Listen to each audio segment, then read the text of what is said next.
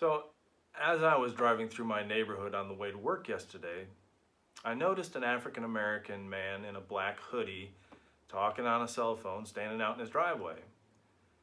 As I passed by, we locked eyes for a couple of beats. I didn't really think much about it. I just figured he lived there. But as I was driving, a thought struck me. I wonder if he thought I was sizing him up, thinking maybe I was suspicious of him. Maybe he was thinking he's a black man in a hoodie and a white guy drives by and looks at him, and maybe that white guy's about to call the police or something. All this is running through my mind as I'm driving, trying otherwise to concentrate on a talk I was supposed to give last night. But then I think, well, that's ridiculous. I'd never do that. I assume he's just a guy outside his house talking on a cell phone. But then I think, yeah, but he doesn't know that. He has no idea what I'm thinking. So my inner voice gets all defensive and says, if I were in his shoes, I wouldn't read anything into that visual exchange other than that two guys happen to see each other for a few seconds.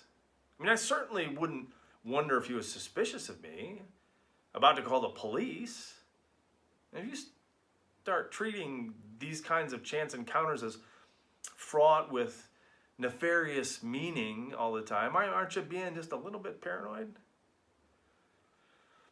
And then another thought pops into my head. Well, of course I can afford to take for granted that these sorts of exchanges are innocent, freighted with no larger sociological meaning.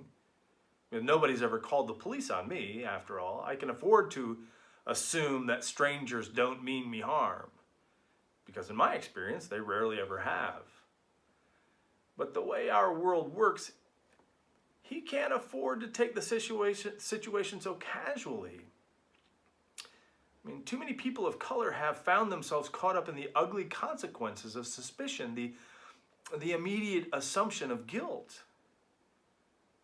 It takes a great deal of privilege to walk through life assuming that because you're innocent, the world will automatically treat you as innocent.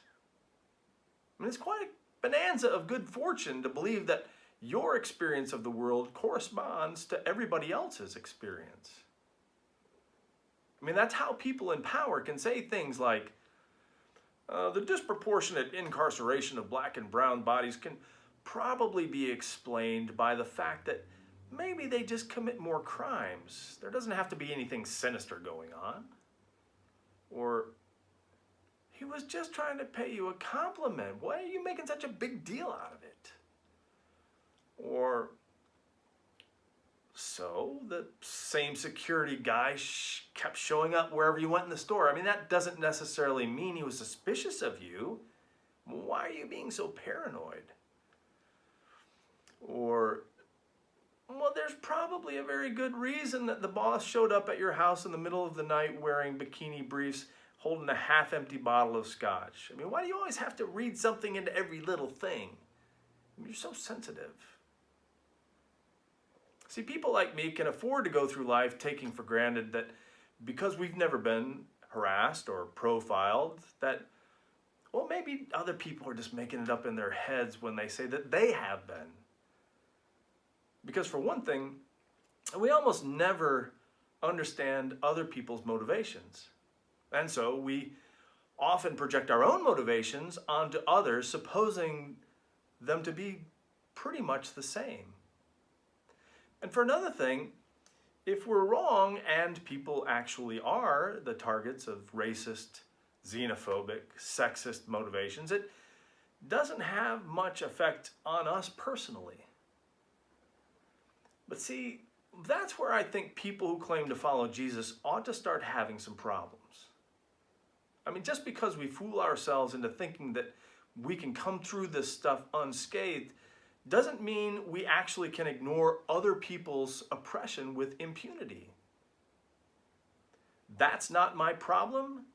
As a response to other people's pain, not only fails to be a Christian response, it's a completely uninteresting one, since it requires nothing more from us than a retreat into what Iris Murdoch called our fat, relentless egos, which are thoroughly tedious.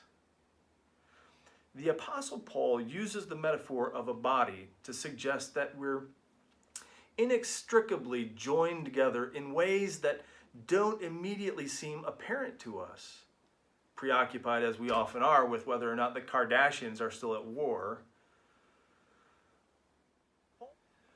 Paul rightly points out that if one part of the body is sick or injured, the whole rest of the body experiences that misery together. That we don't experience the misery afflicting our neighbors then says more about our ability to ignore the pain that eats away at the core of our inner subjectivity than about with whether or not injustices visited upon other people actually affect us. Because Paul says they do. Now somebody's liable to say, well, Paul was using that metaphor to talk about the church. It's not applicable to people outside the church. Really? You're going with that? But just because somebody's not a Christian, empathy is somehow irrelevant? I mean, I seriously cannot imagine trying to persuade Jesus that that's what he had in mind when he announced the great reversal of the reign of God. No, I imagine that that reality requires that people who have so much to take for granted quit taking for granted that everybody else has the luxury of that same take it for grantedness. Or to put a finer point on it, we need to exercise our moral imaginations and think about the world that other people actually live in, and not just our fantasy of what that world is. Jesus made a whole life out of it. Look, I didn't write the book. I'm just telling you what's in it.